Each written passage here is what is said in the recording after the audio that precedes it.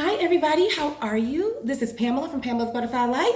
I miss you and welcome to Grandma Mildred's Kitchen. Today is July the 20th, 2025. How are you feeling on this beautiful, beautiful day?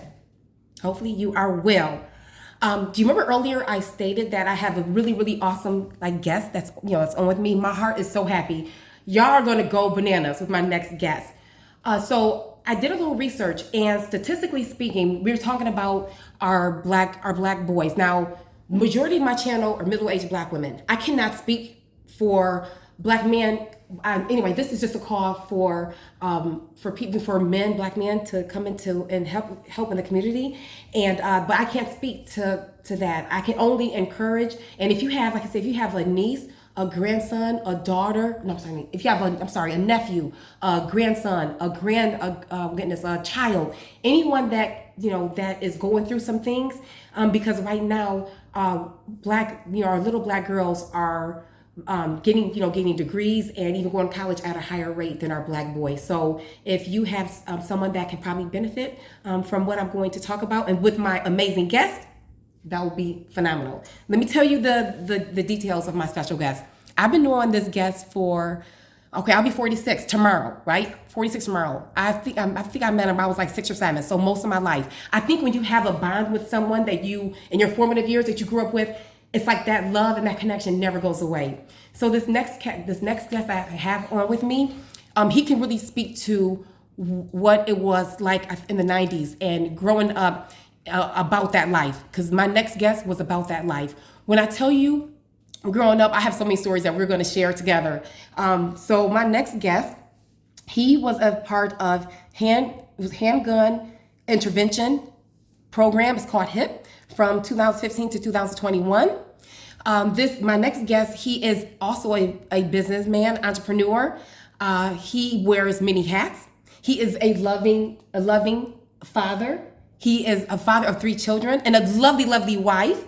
And the testimony that he has is mind-blowing. When I tell you that everything that's there, I'm pretty sure there's stories that I don't even know about. But my next guest, he was definitely about that life, and I'll let him share his journey. But when I tell you that if you have someone in your family, or like a son, a grandson, a nephew, anyone that's kind of going through it, and they're in the streets, well, my next guest will share his journey and how God brought him from the streets, in terms of he did his thing, but now he is just he's a community leader and just loved and adored. And I love him so much. All right, welcome to Grandma Mildred's Kitchen. Are you ready?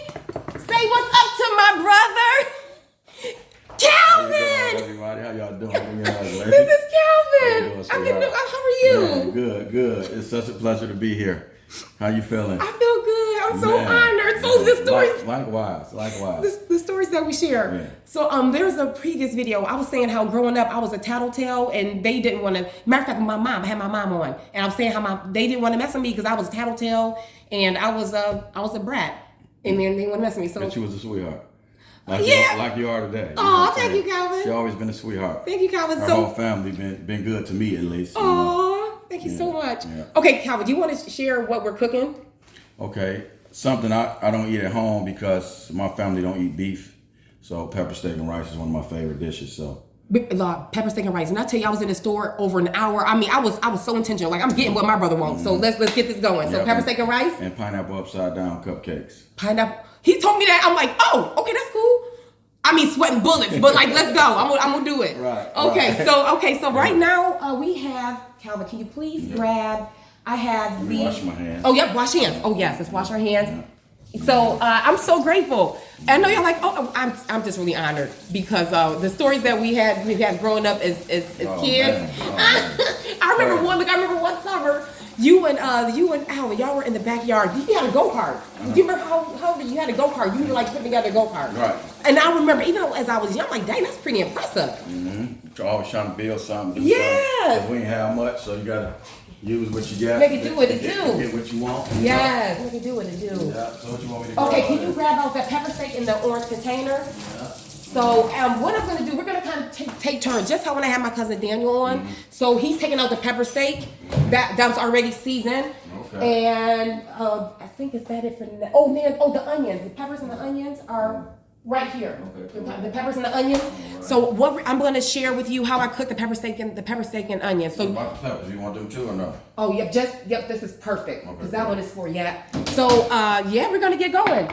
Okay, so how I cook the pepper steak. I first took the steak. It was like first it was like a T-bone, but I wanted kind of thin. So I took it and I added vinegar and lemon, and I washed it, dried it, and then Calvin, can you please look over there? These are the seasonings that I use, but not all of the seasonings. But yep, I use Y'all know the trifecta. What is it? What we use? Garlic salt, onion powder. You got garlic. You know what you're doing. You know those something. Garlic powder. That's some of the seasonings I use. You use this Worcestershire. Yep, I added the Worcestershire sauce to the steak, and I cooked that overnight. I cut in chunks, pepper, and then after I did that, so in order for it to have, now it's up to you, Calvin. If you want your pepper steak to have like more of that, like Asian influence, I have sesame oil. If you don't want to use sesame oil, you have to use sesame oil.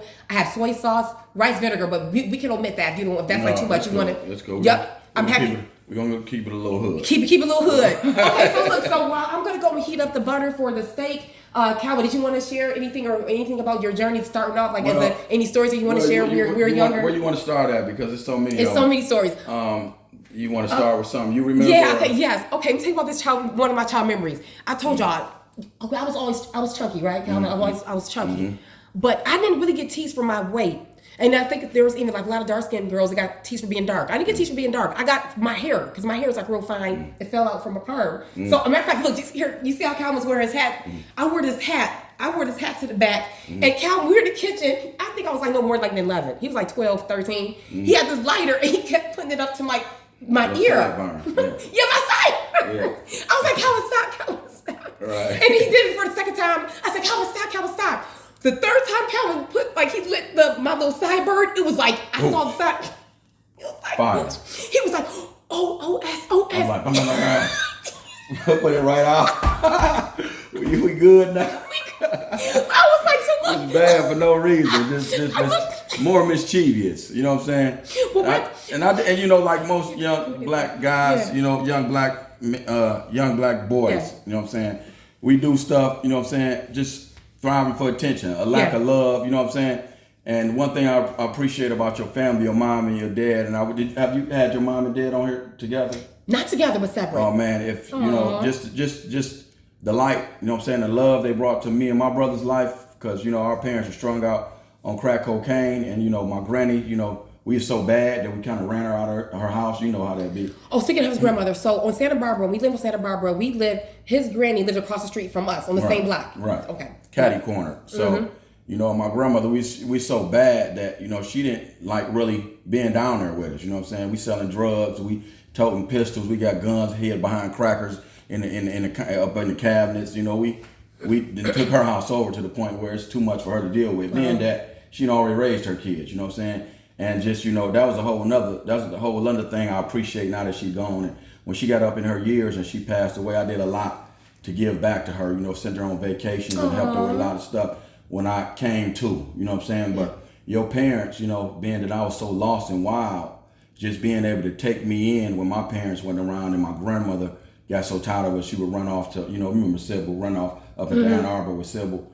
You know, the family foundation that your family gave us and allowed, just embraced us and wrapped their arms around us, because that's what most of these young boys is missing. It's a lack of love. So they lashing out and they doing things to get attention, because it's kind of like the acronym, you know, Tupac War, you know, thug life, the hate you give little kids, fuck everybody, you know what I'm saying? So they just got this careless, I don't give a damn, don't nobody love me, I'm gonna do what I want and I'm gonna let the world know that that's about me, because they feel like don't nobody love them. So I think that's what I was dealing with, you know what I'm saying, me and my brother, you know what I'm saying? But he wasn't as bad. My brother was more chill.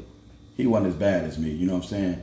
But I think more of, you know, the selfishness of the guys, you know, the men are not showing the love like the women are in the community, when, you know what I'm saying? Even when, you know, these women having kids with these men and the men, you know, tend to run away quicker than, you know, the women, they had the kids, they stuck with the kids, they do what they got to do to raise them. And it's just an unselfish thing. And I was one of those kids, so I made sure I never ran out on none of my kids' mothers, because I knew what it felt like for a father not to. I wanted to be a present father. You know what I'm saying? So you're a present father. Can we just take this back? You remember how you said that story where he, my hair was on fire and he put it out. But the thing is, it's the conviction that Calvin had because, after it happened, I was in the room and he came upstairs. He was like, Pammy, I'm so sorry.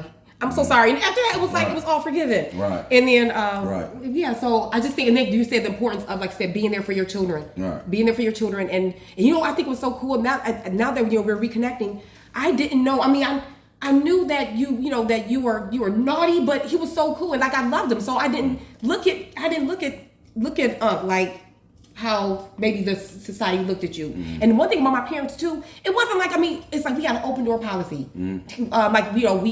Everyone came to the house. Right. We were always in and out the house. Right. And cooking, my mom cooked, not soul food cooked, but she made sure that everybody ate. Right. She made sure everybody ate. The chili mac. Oh, yeah, the chili mac, really? That was one of the favorite dishes your mom made. Oh, the chili mac. Yeah, I used to love because she cooked for the masses. Yes, she did. And I don't know how much your social media following know about you, but her parents love and just taking people in so much they actually adopted kids. Oh yeah. Too. You know what I'm saying? And that just show you the love that her family had for just being there for people and kids. And I actually got banned from their house. You know what I'm saying? Too, for about maybe 15 years. Okay, there's redemption in the story. So you want to break down and tell what happened? You want to go into the story about why I got banned? Yeah, you want to share that story? Me and her brother, this was before kids knew about, it wasn't no PlayStation 5s and 4s, it was just PlayStation. So her brother got a hold of this PlayStation and he would get on his PlayStation to go crazy. But he also was the first person in our crew to develop and find out about Domino's deep dish pizza when it came out. So he got us hooked on this Domino's deep dish pizza. So whenever we hook up, we would all put our money together. It would look good. And we would order Domino's deep dish.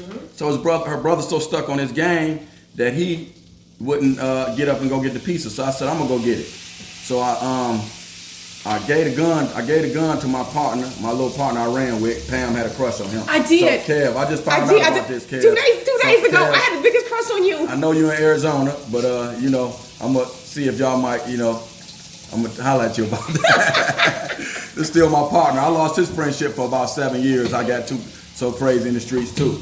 But back to the story about why I got banned at her house. So I went to go get the pizza, come back, my partner had the gun. So I get back, I had these headphones that I had stole out of Macy's. Back then Macy's was called Hudson's. So I stole these headphones out of Hudson's, and these mugs was like $600 back then. That's like some $1,500 headphones. You know what I'm saying? I was shocked that I was even able to steal them out of there. So I was real overprotective about these headphones because I ain't got no family buying me no gifts. You know what I'm saying? Nothing.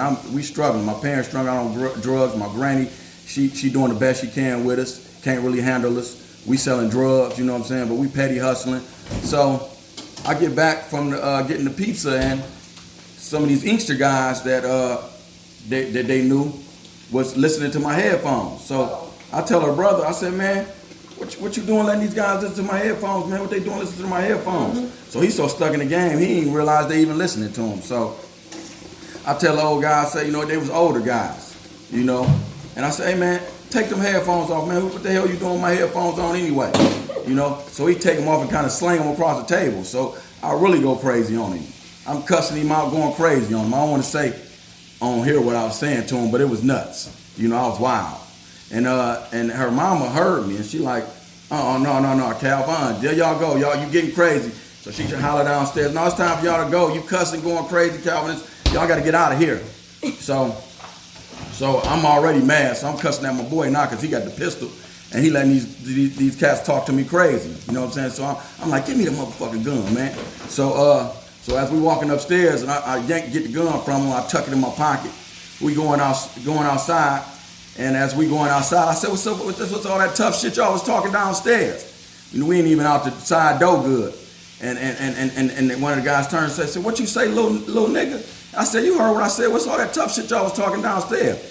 He like, what y'all want to do? So I just get to letting loose. I just start shooting at him. I get to shoot. Boom, boom, boom, boom, boom, boom, boom. I get to cutting up. Not even out they door good. And they diving in bushes and running and screaming and going, man, and they from Easton, so they don't know what to do. You know what I'm saying? I'm cutting up.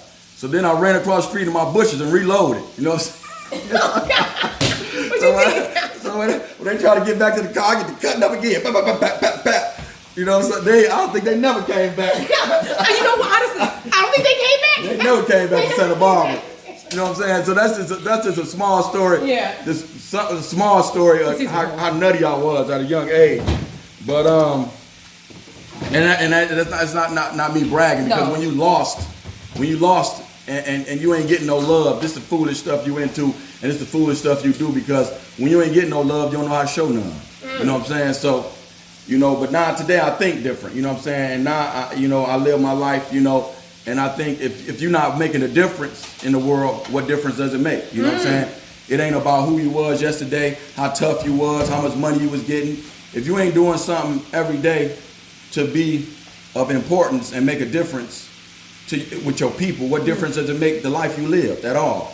So that's what I stand on now. You know what I'm saying? I found God. You know what I'm saying? And I try to live, and I try to grow more and more, and just be more of a representation of him. You know what I'm saying? So much so that it actually gets me in trouble sometimes, because people don't honor friendship and love as more than they honor money. And that's a problem for me, because I honor people and love more than I do money. And with that being said, I tend to give and get messed over more than the average person. But going back to what Pam was saying about the handgun intervention program, they offered me a cop, you know what I'm saying, to 11 years. I caught a gun case. And the story on this is I was at my cousin's house, and I called myself going to wait on his house to go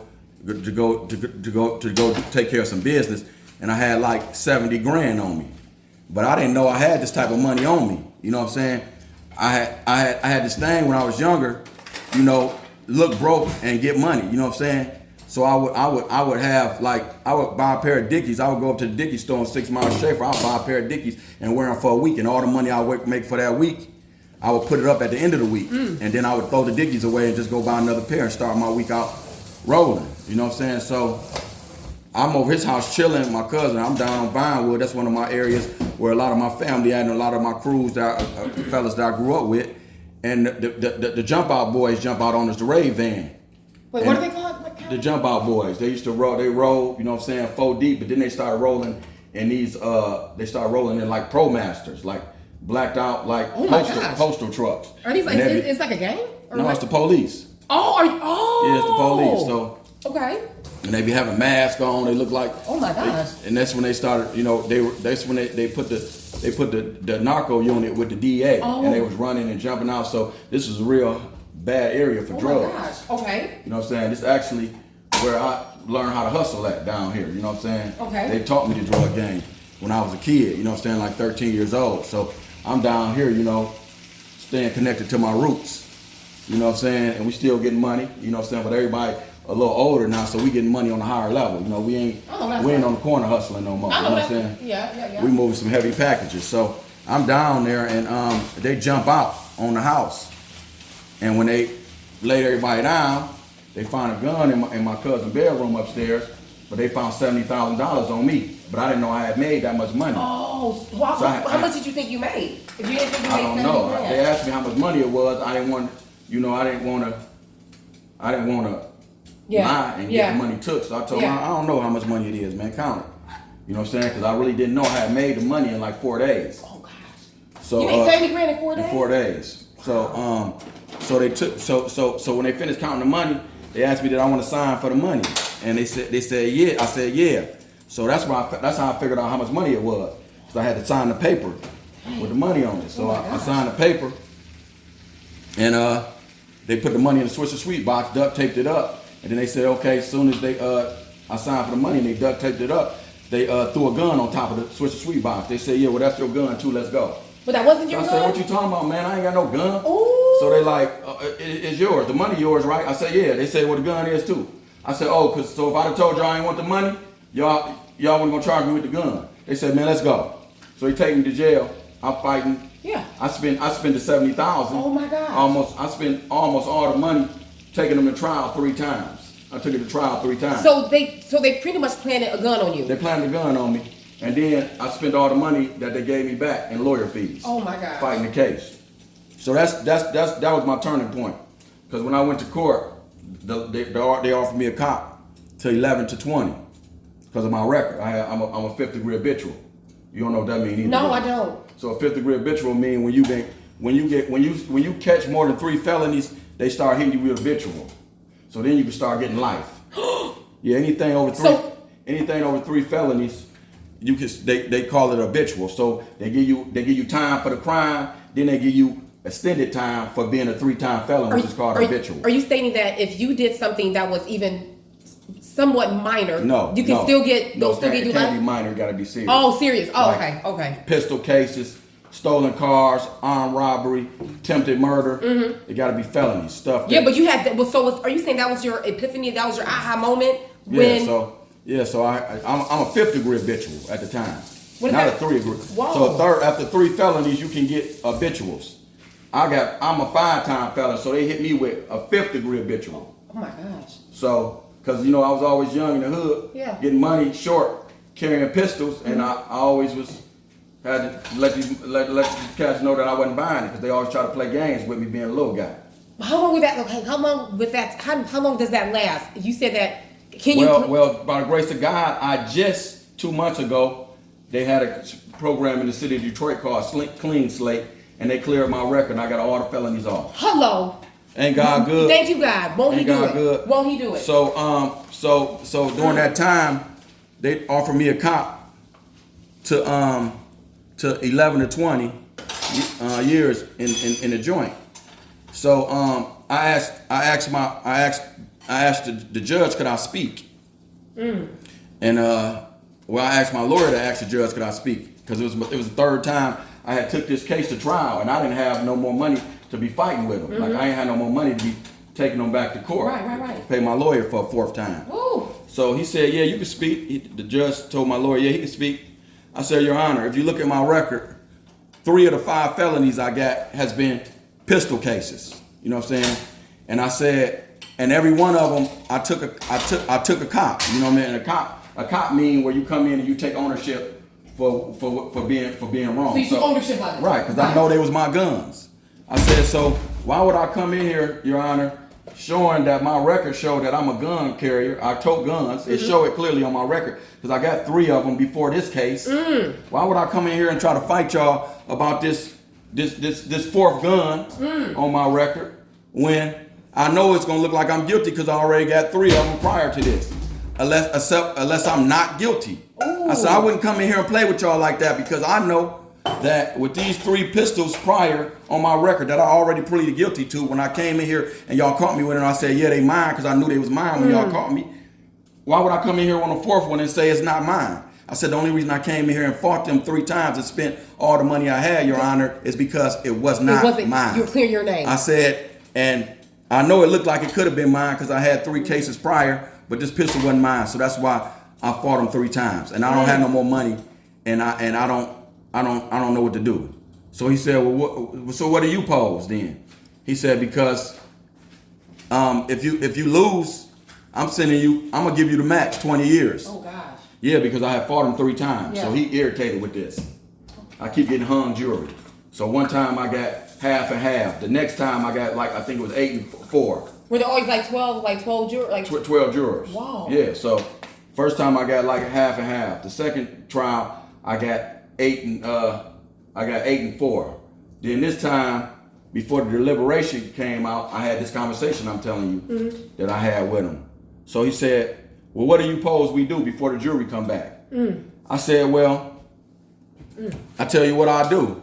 I said, I'll take 90 days on a tether and I'll take some probation. He said, 90 days on tether and some probation.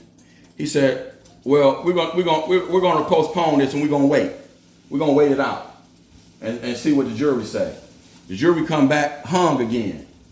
Jury come back hung again for the 3rd time. Oh my God. Now, I don't have no money to finish fight. I don't have no money to take them to court no 4th time. My lawyer feeling bad for me because he's starting to feel like I must be telling the truth. Yes. The judge tired of this case. The prosecutor tired of the case. Everybody tired of fighting because they like he ain't gonna give up. And I was getting back out here in the street as soon as they let me off this tether and gonna make me some money to try to fight him a 4th time. Oh God. So just to clear your name. Just to clear my name. Dang. So a year go by. I don't hear nothing from him for a whole year. So now I'm off the tether. I'm almost off the probation by now. You know, I mean, no, this don't happen. That don't happen. Okay. Let me go back up. Okay, yeah. So a year go by. Okay. They ain't said nothing. I got a hung jury. So after a year go by, my lawyer called me a year later and he say, man, I have been practicing law for 30 years and I never had this happen. And I said, what happened? He said, I never had a client state his case and write his own sentence. Oh. I said, what? He said, man, the judge accepted your offer because he don't want to take this to trial again. Because he knew. He said, so he let me take the 90 days probation and they gave me 4 years on probation. So my lawyer went up when we went and took the sentence, and the judge was getting senile at the time. This judge was named Cahalan. He was one of the most notorious judges, Judge Cahalan. He was one of the That sounds familiar. Yeah, he was one of the most notorious judges down there for giving black guys a lot of time. So when I go to trial, the judge starting to get a little senile. He's starting to get older? Is he older? Yeah, he's older. He Okay. getting a dose of dementia. Yeah. So when I come into court, he say, so your client ready to go to the penitentiary, ain't he? This is what he say. As soon as I walk into court, the day I'm supposed to get sentenced on a plea that they already accepted, that I talked to him about. He said, I hope your client's ready to go to the penitentiary today. That's how you have some nerve. Yes, listen. He forgot. He's starting to lose it a little bit. So he said, hold on a minute, Your Honor. My lawyer said, hold on a minute, Your Honor. Did you forget we got a plea agreement? We agreed to settle this case, and these are the terms. And then the prosecutor stepped up and said, oh yeah, we got a signed agreement. We agreed to do this, Your Honor. He said, okay. Well, go ahead with the plea. What is stated for the record? Oh, okay. So they go on the record. They state the plea for the record. He accepted my offer. So I never forget this part. So my lawyer asked the judge. He say, Your Honor, if my client pays all his fees and do everything he's supposed to do within the first couple of years, will the courts be willing to let him off early? Would have to suspend his sentence at half the sentence, because that's what they know him for doing. If you complete your sentence in the city of Detroit and pay all your fees and half your time, they'll get rid of the rest of your sentence and let you off probation in half the time. Oh, okay. The judge said absolutely not. This judge staying the sentence? This was Cahalan. He said absolutely not. Absolutely not. We have been to trial on this case 3 times. Your client was facing a lot of time in the penitentiary. Oh my God. If he had lost this case, I was going to give him the max 20 years. He said, you know what? Better yet, I tell you what. He said, your client, if he lived his life every day like he was on probation and didn't live his life like he wasn't, he would never be in positions like this. That's how I never get in trouble. I live my life every day like I'm on probation, and that keeps me out of trouble. So this is what the judge said? This is what the judge said. Okay. And that resonated in my spirit. I'm like, dang, that was kind of deep. You know what I'm saying? Basically, let's say like, if you know you're on probation for driving on suspended license, and you know if you get caught, if you get one ticket, your license is gonna be suspended forever. You're gonna make sure you put your seatbelt on. You're gonna make sure you at 10 and 2. You're gonna make sure you use your blinker. You're gonna make sure you got proper plates, proper insurance. You're gonna renew your tags on time. You know what I'm saying? Yeah, but that seems so simple, but it seems like almost like that was your aha moment, but it seems simple. Why do you think you received it then and maybe not before? Because I ain't never had nobody tell me they're gonna give me the max 20 years. I done did time. Yeah. Couple years here, 3 years there, you know what I'm saying? But I ain't did nobody, my record had got so bad, my numbers wasn't even carrying low numbers no more. Because the more felonies you catch, the higher when they do a pre-sentence investigation on you, the more felonies you have on your record, the more violent and the more of a high risk person they feel like you are to society. So my numbers used to carry like 0 to 2 years when I called my first case. 0 to 2 years. Yeah. The next one might carry 1 to 10. But my record had got so bad, my numbers were starting at like 11. So it was starting at 11 and up. So my numbers when they did my pre-sentence investigation was like 11 to 20. Whoa. So the lowest I would get if I lose this case, the lowest I would have got if I lost the case was 11 years. The highest I would have got was 20. So okay. You finished because I want to ask you a question. Okay. We had a conversation about. Do you remember you said you're really over? No. Okay. So please check out Unk Turner on Facebook, he drops a lot of knowledge regarding men and stepping up in the community and doing their part as men and fathers. But you mentioned that you were, I guess, I'm saying you even hard on your son, but you were afraid because you were. I'm not gonna. He was. He had a few behavior issues because of his background. But you said that you were a little bit, I guess, not even afraid, but you want to make sure your son. So can you explain that more about how your relationship is with your son and how you don't have the same worry and stress growing up because his upbringing in childhood is different because you want it. Like, you explain more about that. Yeah. And Okay. being So a let me present wrap father. this story up real quick. Yep. So when I got off this case, one of the criteria was we had to go to this program. Anybody that get caught in the city of Detroit with a pistol, whether you 8 or 80, you had to go through this program. It was called HIP, Handgun Intervention Program. And they would have to give you this stamp and this certificate, and you would have to take it back to court and show them you attended this program in order for you to stay free. So I went in there and I talked, and the program was so impactful. The program was so impactful to me that I talked to the facilitators afterwards, and I asked them, how could I be a part of this? So they said, well, come back and show up if you're serious. So I kept showing up. So 8 years later, so like 3 years later, they started letting me talk. First few years, I was just shuffling paperwork, checking everybody in, stamping notes, making sure everybody had their seals on their paperwork to go back to court. Then they let me speak, started letting me speak, later on in the third year. Later on in the, maybe I say the 5th year, I was running the program. Full running the program. The judge let me run the program. He wouldn't even show up no more. Oh, wow. I would open the doors. I had access to open the courtroom. Open the courtroom. I ran the whole class. You know what I'm saying? From start to finish. Me, Rick Williams, it was a few girls. We had a couple secretaries. Wow. It was just great, phenomenal. Rick Williams, Ricardo Williams, a phenomenal guy. He took me under his wing. He was the main facilitator when the judge wasn't there. And so we ran the program, and when Rick and the judge kind of they was securing the way I was running the class, they kind of stepped off and just let me do my thing. They would come in probably once a month, check in, be support. Awesome. Yeah, Go ahead. I know that felt. Like, how did that feel that you were able, that you were in that position? Man, that was great. Man, that was great because it filled the void that I felt like I always had in me. You know what I'm saying? And just to be there, you know what I'm saying, and feel like you was doing something impactful. You know what I'm saying? To talk to these young boys and they receive it. And I ran into a lot of these young boys afterwards. I ran into guys working at McDonald's and they'd be like, man, you don't remember me? And I'm like, you look familiar. And they'd be like, man, I went through your class, man, thank you. And I'm like, man, I'm proud of you, man. Wow. I ran into, you remember my Auntie Jackie, right? Yes. Jason mom. Yes. I went to her wedding and was leaving her wedding and ran into a guy. I was parked illegally at Walmart. I tried to jump out real quick, run in and get her a card to put some money in it before I got to the reception.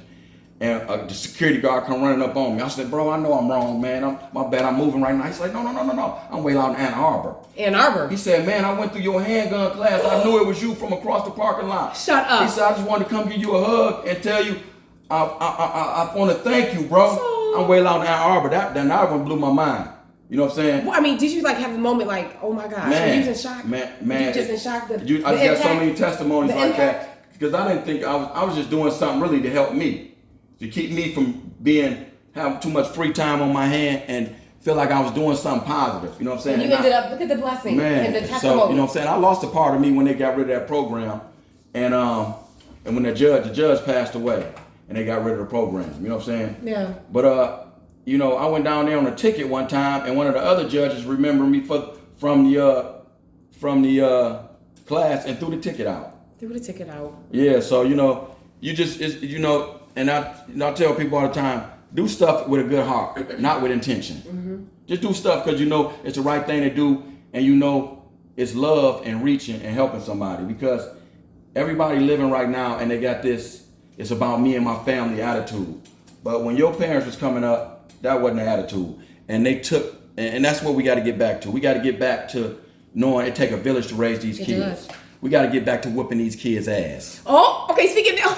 Okay, I agree. Can you talk more about that? Because what's going on is these parents is trying to be so buddy with the kids because they feel like they had a rough childhood and they don't want to be too hard on their kids. But what they're doing is they're raising kids with entitlement issues. You know what I'm saying? Yeah. They're raising these kids with entitlement issues. And I'm a victim of that. You know what I'm saying? I'm a victim of that with my oldest daughter, because who wants to have a hard life and then come up with their kids struggling? Right. Everybody want a better life for their kids, so I get it. But we got to have an even balance with making sure these kids understand responsibility and not giving them anything. And a lot of these women, a lot of my women, y'all try to overcompensate for these fathers not being here. And in a lot of cases, it be because y'all in a position where y'all, the reason why the father's not in the life, because y'all got these crazy ass stipulations, or y'all ain't with the father and you bitter, or what, you know what I'm saying? And you hindering the child because of what happened with the father. You know what I'm saying? So sometimes we got to get out our own way and do what's best for the child. You know what I'm saying? And not be so vindictive to trying to be so structured and running. Oh, he with me. He's lived with me. I got custodial custody and this. And, you know what I'm saying? And do what's best for the child's future. And let that man, if he want to be there, be there. Because I find it all the time. All the kids, and y'all going to be able to attest to this, all the kids, fathers who don't want to be there, the kids find themselves chasing them deadbeat ass fathers. Yep. But all the fathers that's trying to be there, it's the mother blocking it. Yeah. And then they gotta explain to these kids how it was the mother blocking it when they get older. And then when the kids get older and start seeing the mama ways, then they start being like, okay, well, a lot of this was vindictive. So we gotta get out our own way, and we gotta humble ourselves enough, you know what I'm saying, to take some of that pride off and let God deal with our heart and send us direction.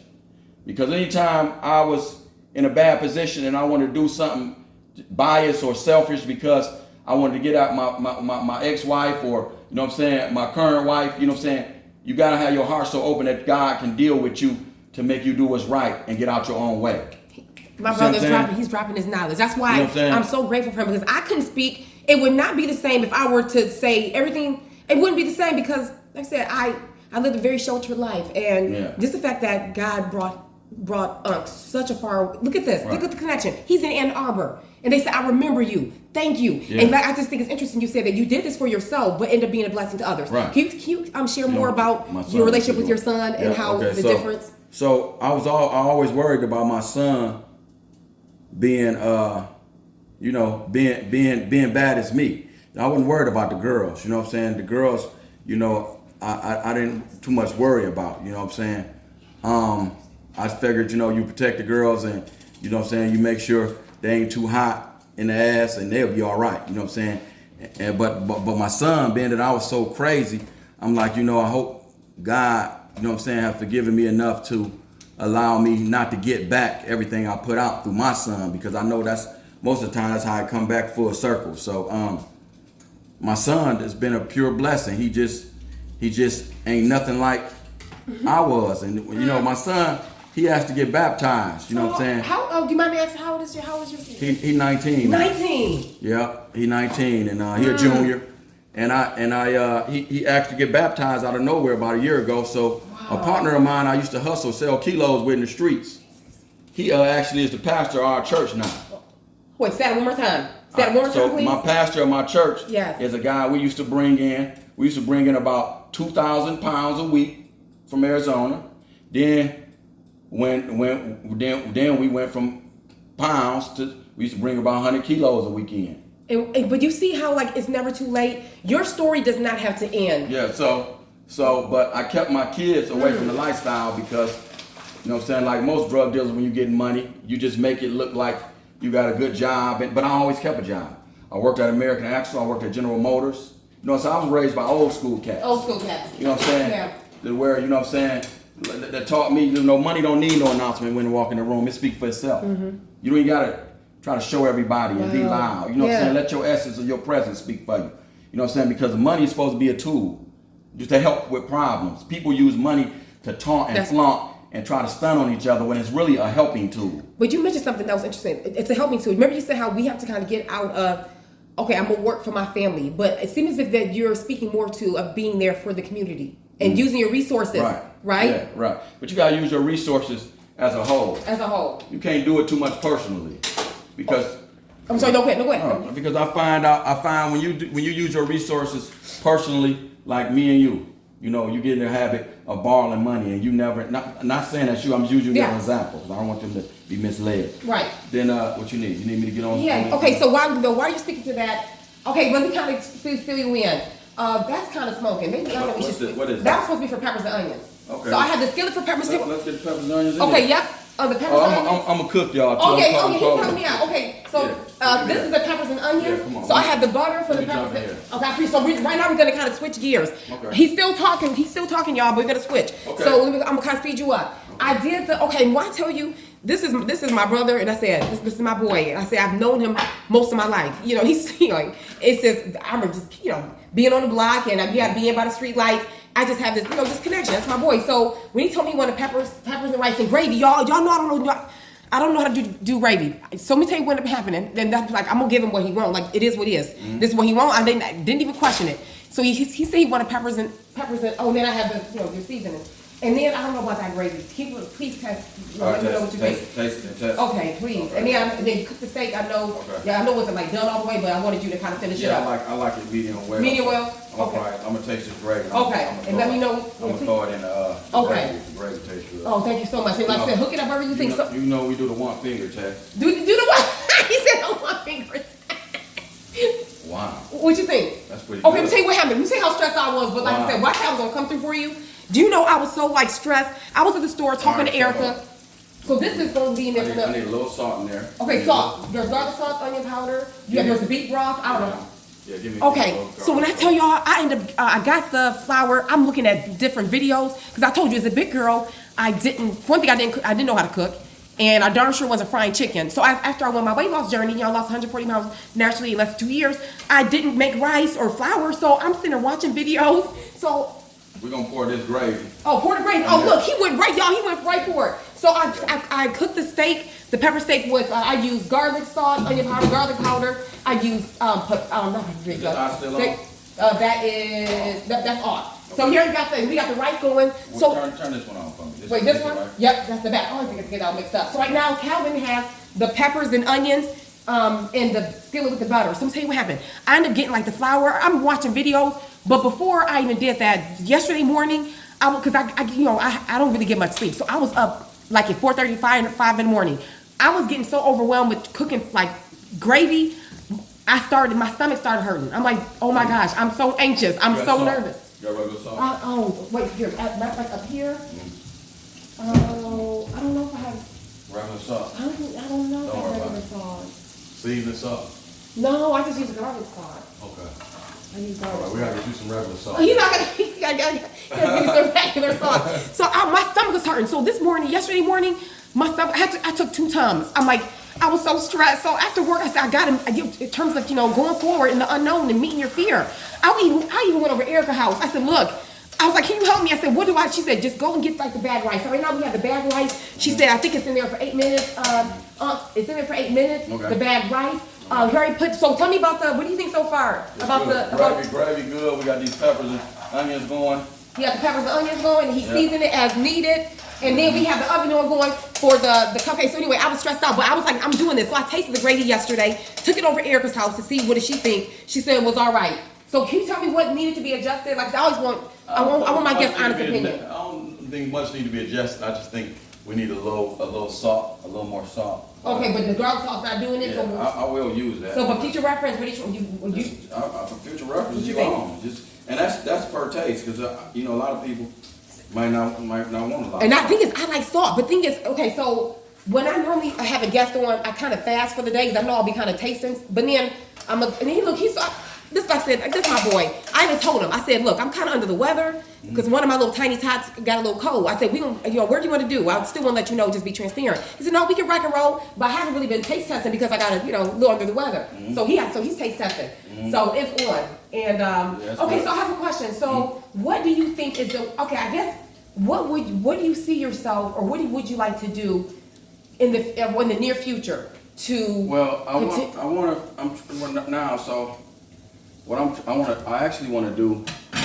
chasing peace and passion. So I really want to do something. I really want to do something with these kids.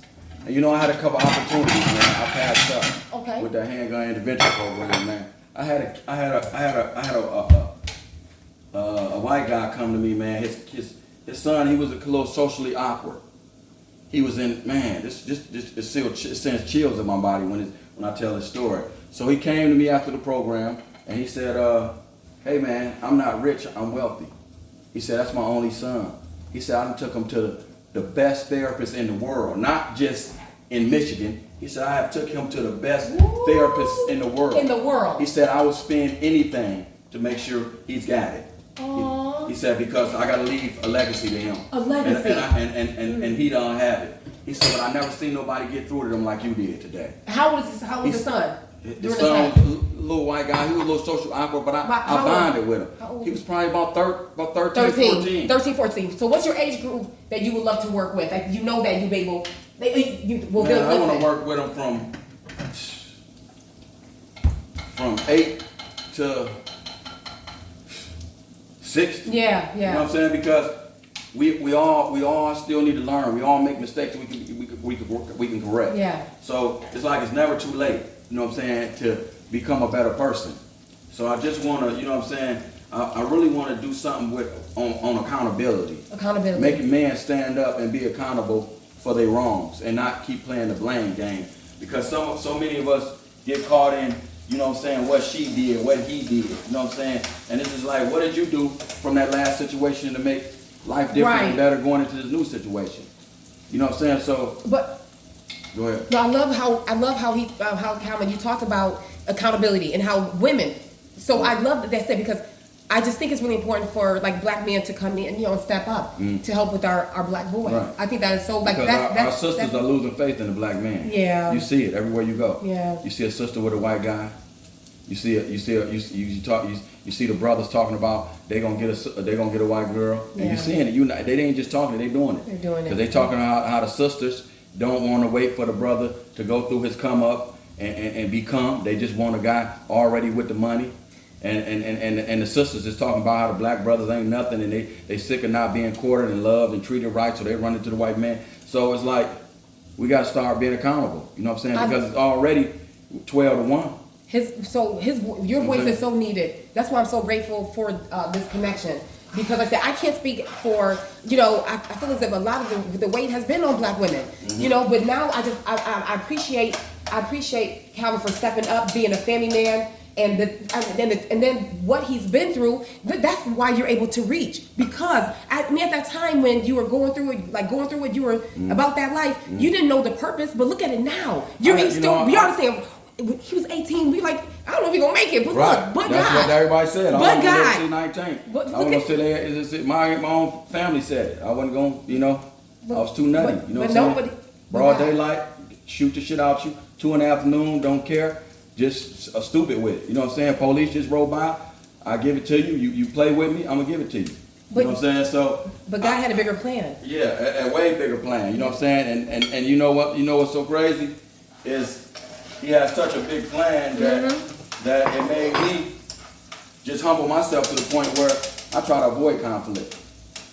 You know what I'm saying? I can go get a gun right now. My record clear. I can go get a pistol. But God, from all my years of carrying guns and being so nutty with them and not being able to carry them because I've been caught with so many, and I know if I get caught with another one, I'm going to do a bunch of time. God has showed me how to move and live throughout my life without needing them. Now that I done cleared my record, I'm so focused and got so much confidence and trust in the Lord that I don't even want to go get one now. Can we talk about, you said, wait, I want to talk about your peace and passion, but also, didn't you go to Africa? Didn't you take your lovely family to Africa? I would love, because when I tell you, I saw photos of his lovely wife, I'm like, I know that's right. You do that. Can you talk to her? Can you talk more about that, about your journey? So, taking his family, to the motherland. We went twice. Went twice? Come on. I love it. We're actually trying to build over there, and I suggest a lot of y'all consider doing it. Oh, I see now. Look, y'all, we are ready to be on for 49 minutes. When I take this, he is 49 minutes. Yes, doesn't feel like it, does it? You said 30 minutes. I know. Okay. Dropping the nuggets. Yeah. This is a blessing. Is this on? That is on. It's on like 4. You want it higher or lower? Yeah, a little higher. Yep. It's not bubbling yet. It's near December. Okay. It's like December. So how that trip came about was my daughter, my youngest daughter, godmother. My youngest daughter's godmother is actually a queen in Africa. Yes. Are you serious? Yes. Which is one of my wife's best childhood friends since they were probably about, maybe 12. They've been friends since they were about 12, kind of like me and you. Yeah.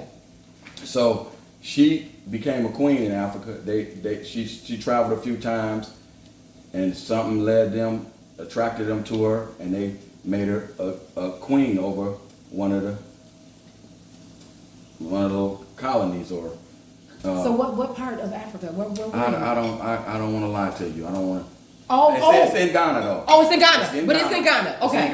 It's in Ghana. What part of Ghana? Can you tell me like your experience in Africa? Like what did you? Man, it was mind blowing. Whoa. Listen, all that stuff they show y'all about the little pot belly kids and everybody starving. They're not living like that. With flies running around them, please. No. Listen. He said please. Listen, they want us. First thing you do when you come through that airport, they welcome home, brother. Welcome home. They love on you and treat you just like home. And then all the stuff we stuck on paying attention to here, they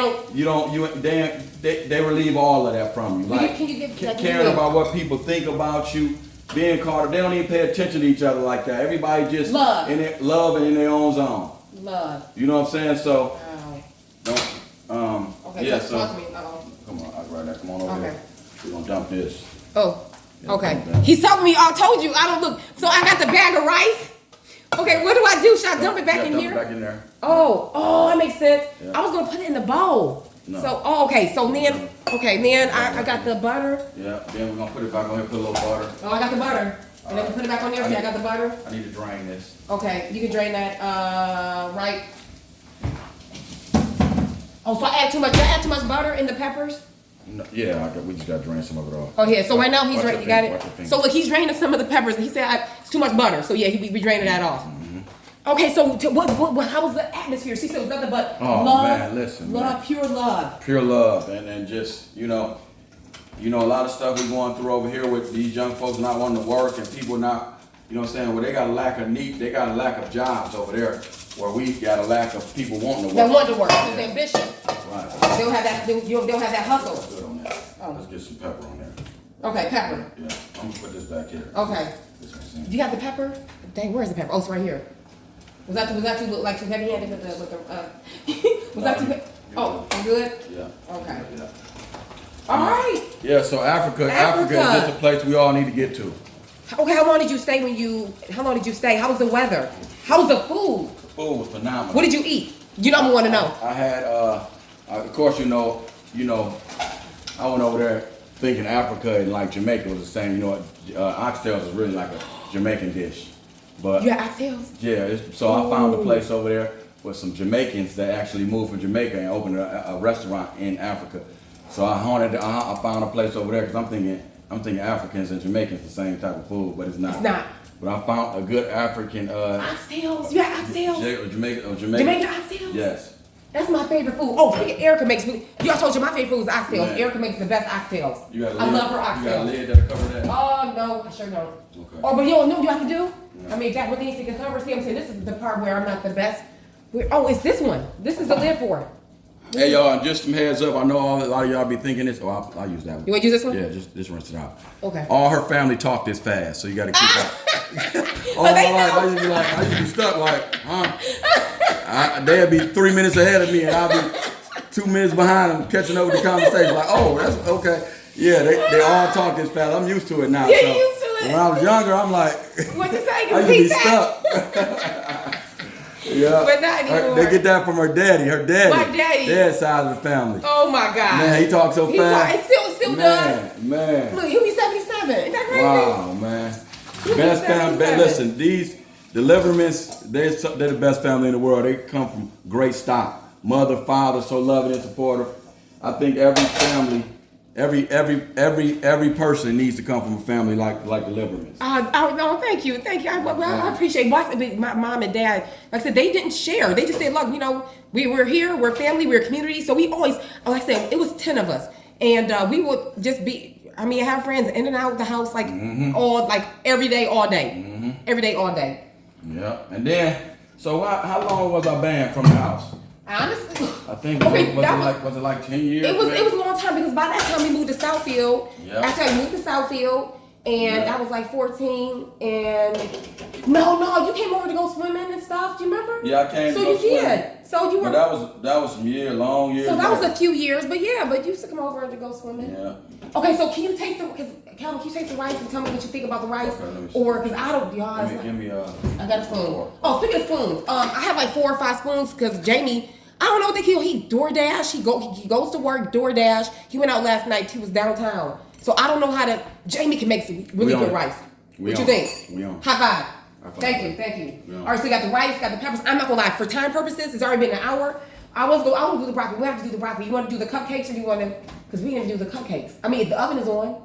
We'll have to do the broccoli. However you want to do it. Because you're pressed for time. It's already been an hour.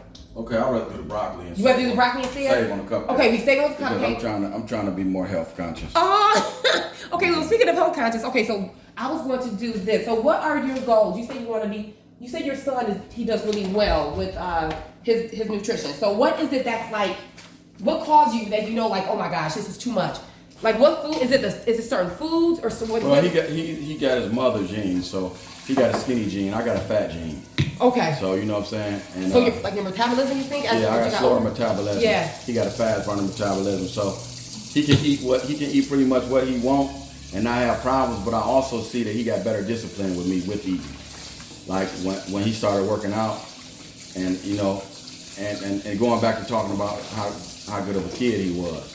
You know what I'm saying? Touch on that real quick, and I'm gonna jump off that and jump back on what you're talking about. Okay. But when he asked to get baptized and he got baptized, God called him, like told you on the song.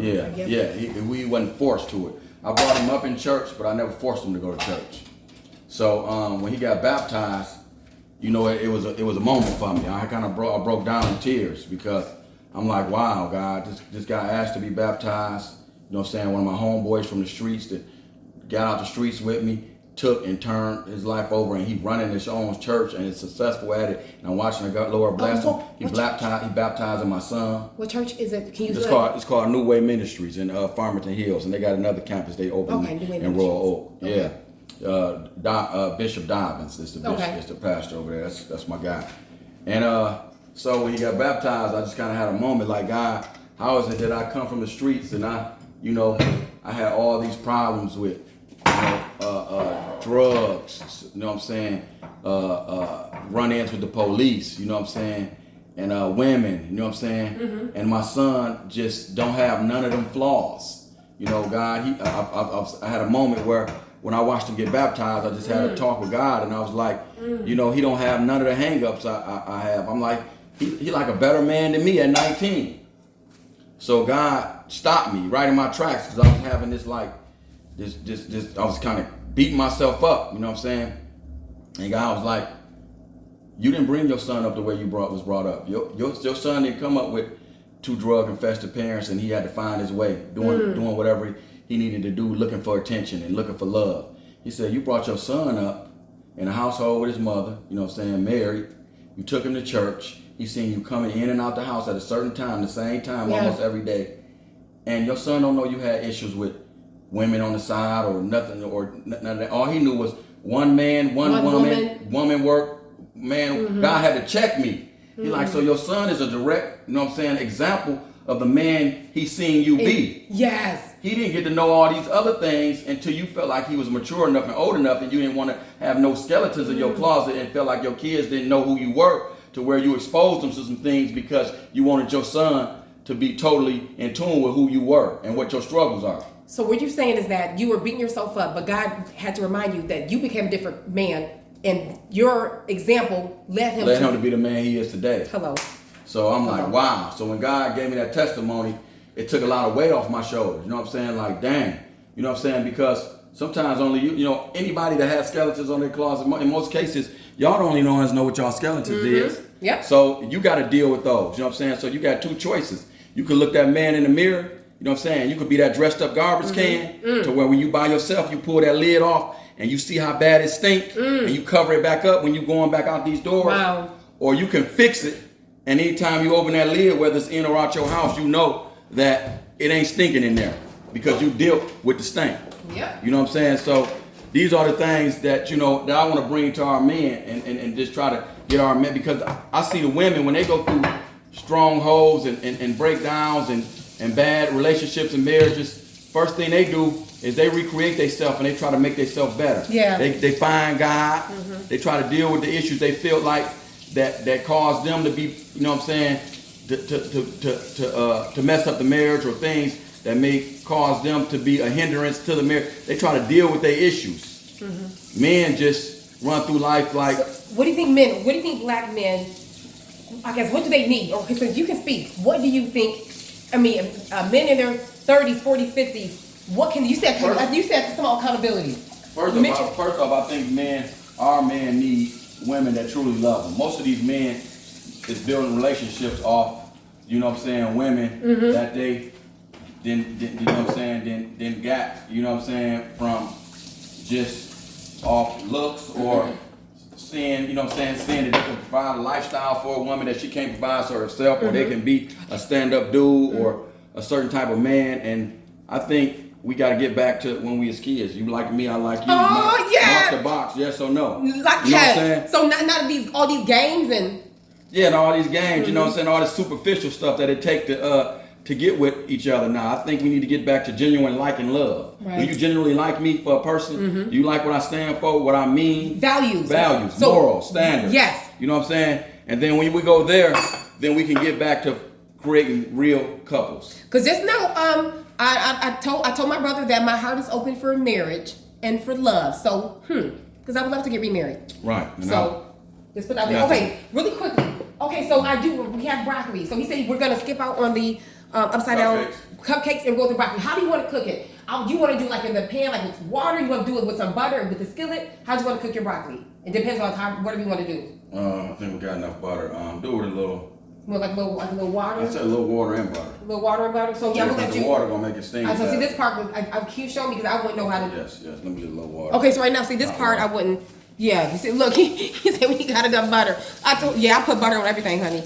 But yeah, so I'm just really grateful. I know that you when I tell you, thank you for sharing your journey, because when I tell you, I'm so happy and grateful for him, because I'm telling you, y'all, they didn't want to mess with me. My cousin Shay, David, Cherie, Erica, everyone, they didn't want to mess with me, because I would like telling them. A little bit of water. A little bit of water. Oh, so he put a little bit of water? I got butter. Yeah, right there. Big stick. Yeah, big stick. And I got the butter. Look, there's I got the cutting board and the knife is right there. All right. Because it's coming out frozen. So yeah, they want to mess with me. Yeah, I'm in my element now, y'all. Oh yeah, so tell me, matter of fact, see the cook. So what do you cook? Like what do you cook? What do you like to cook? I'm a peach cobbler king. I'm known around the whole city of Detroit. Peach cobbler? Peach cobblers. Let me tell you something. Yeah, I'm gonna send one. So you can share it on the. Ooh. You can share it on the page. Now that would have been a problem 6 years ago, because I would have been hitting you up 2-3 times a week for your peach cobbler.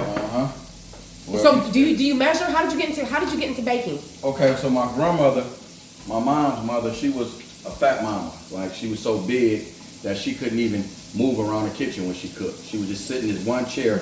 And she would it was a rolling chair. She would just roll around the kitchen and do all her.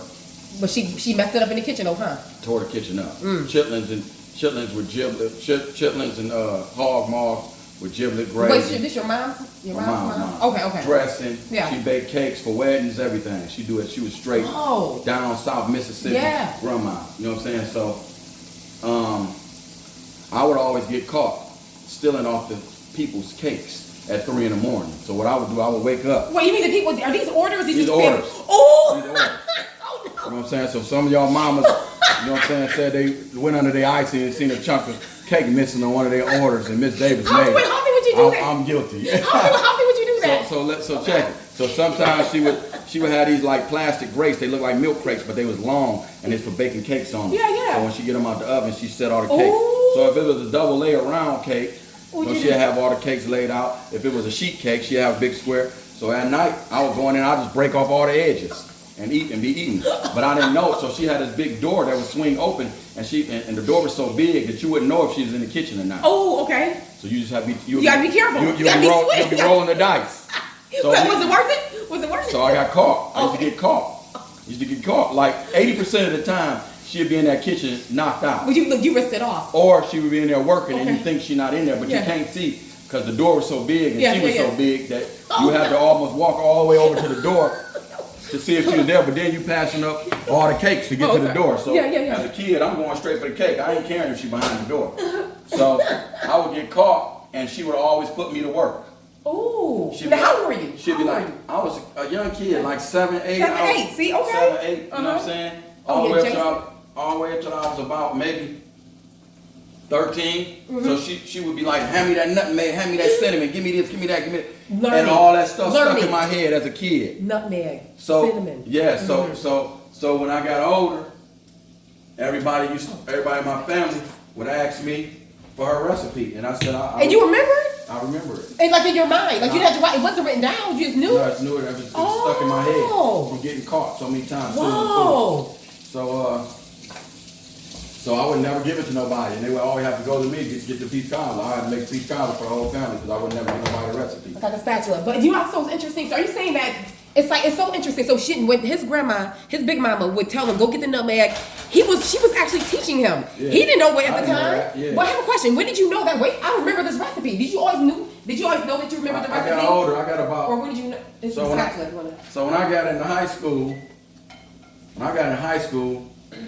probably like when I was going to Henry Ford, I started getting a little money. That's when we started making money down on I started making money down in the Vinewood on the number streets. We'd sell dope on the corner. We'd sell what we call bundles. It's 13 packs of dope. What is see? So I'm sheltered. I don't quite know. This was heroin. Oh, okay. So yeah. So we would do what's called bundles. So we'd get out of school. We'd stand on the corner all day, sell bundles, and then we'd make money. It's after school. After school. Okay.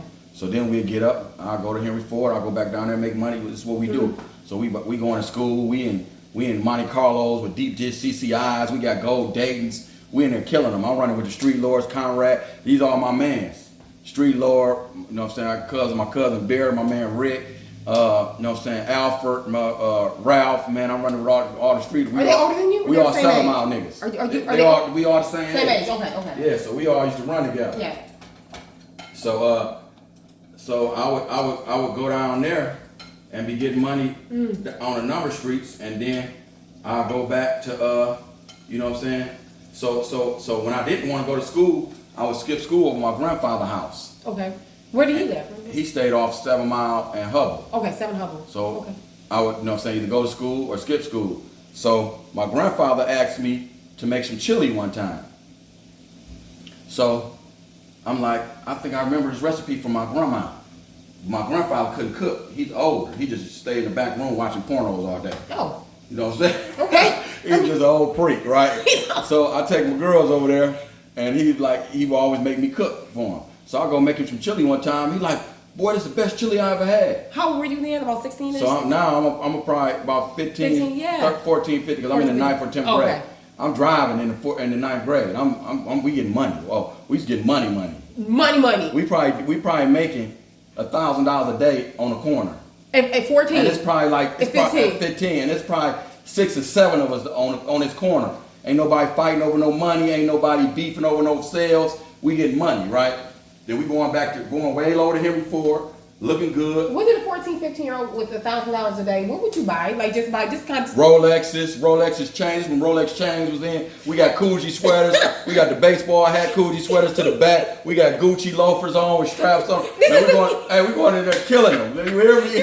We going to school killing them. We got Sherlins on. Oh, we got Pelly Sherlins though. Not Pelly Sherlin. Pelly Didn't know that even existed. Oh man, back then I had a green Pelly Sherlin.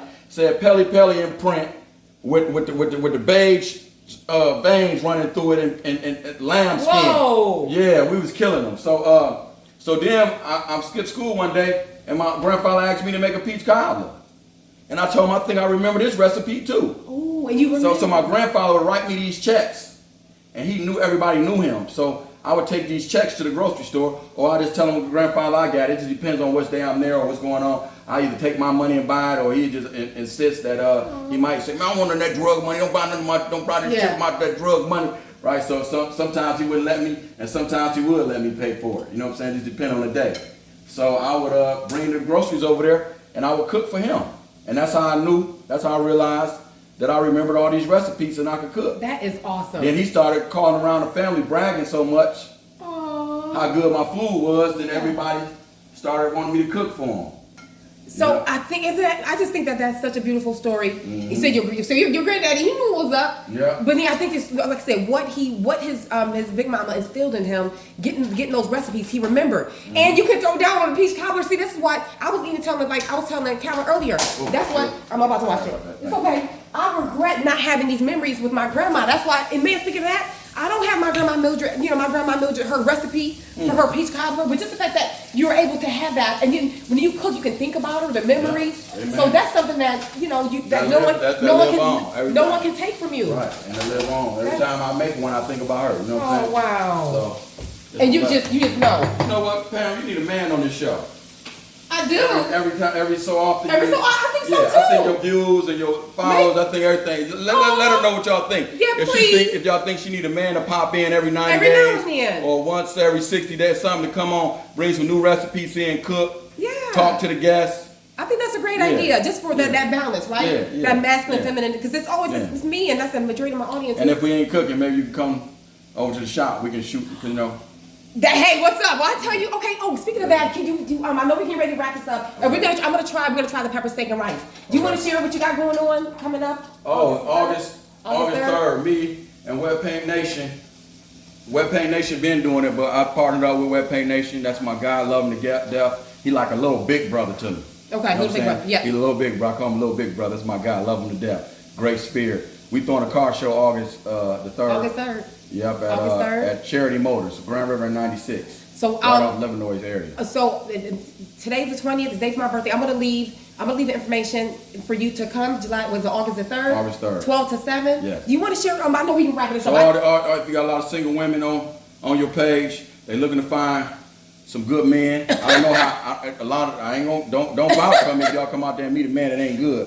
But I know a lot of good cats. A lot of good cats. So it's gonna be some, you know what I'm saying, you gotta use your past experience to pick through the litter. But it'll be worth it. Yes. So can you tell me more about your beautiful vehicles and? Oh well, we I got a fleet of vehicles. You know what I'm saying? A fleet. My brother got a fleet of vehicles. Okay. Yeah, I got some cars I've been collecting for years. Yeah. So I got a couple of toys. You know what I'm saying? So big boy toys, like grown man toys, right? Grown man toys. That's awesome. I have a couple of them out there, and I might be cooking.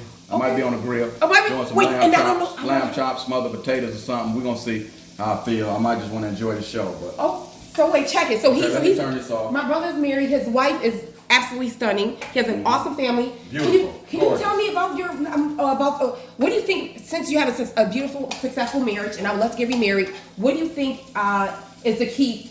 Your lovely wife and just being just a healthy marriage. What do you think? What's the key to healthy marriage for my single women? My advice to anybody who want to be married is, what do you want me to do? Well, how can I make sure you're not selfish. Make sure you're understanding, and don't be unrealistic. You know what I'm saying? Everybody, the woman and the man, gonna come into a relationship with things that you're not gonna totally like. But if you love that person and you're willing to work with them, and just you don't fall out of love at the same time. Old guy told me that before. Because it's gonna be times when you gonna feel like I don't love this person as much as I used to. But long as y'all don't feel like that at the same time, y'all gonna make it. And just keep beating it up. Just keep beating at y'all issues and keep communicating. And the core values match up, and like I said, the integrity is already there. Okay, so are you ready to play? Let's play something. Let me play some of this broccoli. Okay. If y'all can see my broccoli, I don't know if y'all can see how it turned out. Come on now. It's okay. The camera kind of dark, but it looks good. I'm gonna get a little bit of that on the plate. Peppers and onions. So I think it's kind of cool because I was like, look, and I'm such a foodie. I ain't gonna lie. Look, even though I respect this time, he's kind of going over. Is it good? It's so good. And look, but then I ain't gonna lie. I'm such a foodie. When I said, what do you want to do? Let me just say. I said, what do you want to do? Do you want to still do the cupcake or the broccoli? I was hoping he was gonna say, no, we can do that pineapple upside down. He was like, I was like, oh, you want to do broccoli? Cool. See, I'm such a foodie. You see? Yeah. Okay. Oh, heck yeah. That's good. Oh, you get that. So the trick to this pepper steak, I know she don't know this. Help me out. But I know you gotta let that steak simmer for a while to get tender. Oh, let it simmer for a while. You gotta let it simmer. Let me see how it's so different how we do things, right? Check it out. After I cooked the steak, I cooked the steak, had it in the skillet, right? Took some of the sauce from the steak and I put it in the pan to make the flour. I added Oh, let me tell you what I did. I added butter, flour, and beef broth. I just kept kept stirring. I added onion powder, garlic salt. But let me tell you, I didn't think, because I was wondering, I ain't gonna lie, I was wondering, why did you put it back on? It makes sense. You put it back on the stove so it can simmer and get tender. Simmer. Yeah, let it simmer. That makes sense? I usually, when I used to do it, I used to use, people would trip, I used to use just steak Steak sauce? Steak sauce? Not steak sauce. It's steak center line, what is that steak? I don't know. It's like, I know what you're talking about, because I went to get the steak yesterday. It's kind of cheap. Or a New York strip or something. Yeah. And you just cut it up in small chunks. Yeah, that's what I did. Because initially, that's good? Mm-hmm. Okay, okay. So you get a little taste test. Are you about to start plating? You want to? Yeah. Okay. So we're about to start plating? That's good. Good flavor. It's good flavor? Oh my God. Oh my God. I ain't had this in a while. Okay, look, be honest. Excuse me. Whenever I have oh shoot, what about the rice now? You gotta get the rice. How we doing? Okay, now how do you want to do this? Because, like I said, I don't. You gotta put the rice down first. You gotta put the rice down on the plate? Well, first, yeah. Okay, so here. So, where the rice is? Right here. Oh, okay. Yep. Okay, yeah. So you put the rice down. Oh my God. They got some flavor. Oh, wait a second. Let me tell you something. Oh, excuse me. Excuse me, brother. Hey, check it out. You don't hook you up, right? So you're gonna take. I know you're gonna eat some here, but you tell you this is to go too. Like, okay, that's cool. Get some to your lovely wife. She don't eat steak. That's why I make this. Oh yeah. Oh, okay. Well, okay. Well, I'm gonna get going because you look like you a little stuck. I am a little stuck because I'm like, I moved this somewhere out the way. He said, that steak that's so good. I'm ready to eat. Oh, he look. That's good. Oh my God. Okay, sweet. And you don't eat this stuff, do you? No, I eat the vegetables and the meat. Oh man. No, I'm not gonna. But guess what? I'll eat the here. Oh, you eat the meat? Yeah. And the vegetables. I eat the meat. Oh, cool. I eat the meat. You don't I don't mess with the gravy. I need a spoon with no holes in it. I love the gravy. Hold on, wait. You gotta get that gravy. Give me a spoon with some holes in it, y'all. Y'all know. Okay. Honestly, I need them gravy. I don't think No, they have holes in it. Don't worry about it. I'm gonna pour it on there. Yeah, pour it. Pour. It's all right. Make it do what it do. I'm gonna make it do what it do, baby. So look, it was so funny because anyway, he put it back on there. So you're saying that the steak it gets tender. Oh my God. So no, so I eat Calvin. I eat meats. I eat steak. I wish they could see ribs. This. I wish y'all could. I just don't eat the grains and sugar. Oh my gosh, it looks so good. Can y'all see? Can you show them? Can they see from here? We're gonna have to show them. We got to show them. That up. Okay. Yeah, you got to lift that up. Oh, and she pretty too. Oh, that look good. Okay, okay. Honestly, can you give me your honest opinion? Lift her up like somebody that's down on their luck. Look at that. Lift her up like somebody down. Do y'all see that steak? Hold on, let me pick this. Get on in there. I might get y'all a good picture on that. Get y'all. Ooh. Come on now. Okay, I want to. Wait, baby. Can you take? I want you to say a quick prayer. Amen. I'm so grateful. You want to say a prayer? Yeah. Okay. Come on. You ready? Yeah. Father God, we come to you. Father God, we come to you through your Son Jesus Christ, God. Just thanking you, God. Asking you, God, to just touch us, God. Allow us to have more patience. Allow us to love on each other more out here in this world. Yes. Allow us to be more understanding to what people may be going through, and don't get so short-tempered and impatient with each other. Allow men to look at each other and love on each other and not be in so much competition. Allow our sisters to continue doing their sister groups and continue to stick together and continue to lift our men up in prayer, not giving up on us, God. Praying for our young men and our old men, asking us to repair our issues, God, issues we may have with our mothers, our fathers, past relationships, allowing us to just love on each other and be that support system we need to be for each other, God. We just thank you, God, for not giving up on us, God. Allow us to come to the place of understanding and be everything we need to be so we can just walk in our purpose, God. Everybody you put on this earth has a purpose, God, and allow us to stop living in competition and start living on purpose, God, living in purpose and on purpose, and allow us to just look at what another person's need may be and touch the need, God, not because we're looking for something in return, not because we're doing it for bragging rights, but because we're doing it because we have the heart chasing after yours, God, and we know you move through people. There's no way you can bless this world, God, if people don't keep an open heart and have you in their heart so you can move through us to be a blessing to other people. So we just thank you, God, that you continue to enlighten us, God, continue to allow us to mature, God, continue to bless us, God, not in just finances, bless us in our health, bless us in our mental, God. There's a lot of mental health going on that need to be touched, God. Allow us to be more understanding to people going through issues and not be so quick to cast people out and give up on each other, God. And we just thank you for this time, me and Pam, had to spend together today just to cook and fellowship and love on each other, God. And thank you for the viewers. Thank you for the people that's listening. We hope something, God, that was said or done here, God, will bless somebody, God. And send us, God, the programs we need to just be a blessing to our people. And it's not just about black people, God. It's people as a whole. We need more love in this world, God. Allow programs and things that will allow us to teach us on how to come together, God, and allow us to get the finances we need to put these programs together, God, and allow people that's getting this money, God, to keep the heart that they had when they started these programs, not to get caught up on the money when it comes, God, and misuse it. So we thank you for everything you're doing in our future. We believe in you, we trust in you, and we love on you. Lord. In your son, Jesus Christ, we pray, amen. Amen. Amen. Amen. Thank you so much. Thank you. I love you. Thank y'all. Okay, but we about to get on to it. Okay. So what do you want to try first? I tried everything already on the taste test, but I'm going for this pepper I'm steak. so happy and grateful. Man. Oh, get me crying. Okay, so I don't have the rice, but tell me about my God. Okay. Now, I know, like I said, you haven't, like, had my cooking, but you think, like, how do you think it, I mean, oh my God. You helped, what you think? That was great. I just got a piece of steak. I don't know what, this piece of steak I just had, this first bite, it was so tender. Oh my God. Come on. Oh my God. Come on now. Moment You want to try the broccoli? I usually don't like eating in front of people. I'm so greedy. Wait, I have a question.